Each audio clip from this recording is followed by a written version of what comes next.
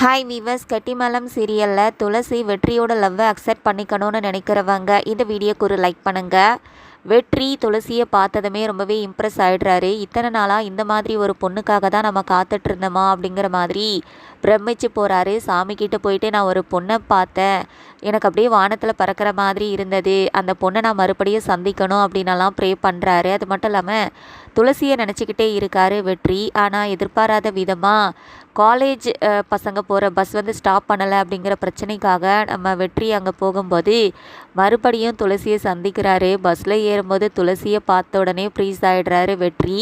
அது மட்டும் இல்லாமல் ரொம்பவே க்யூட்டாக அவங்கள உள்ளே போங்கன்னு கையால் சைகை பண்ணி சொல்கிறது ரொம்பவே நல்லா இருந்தது.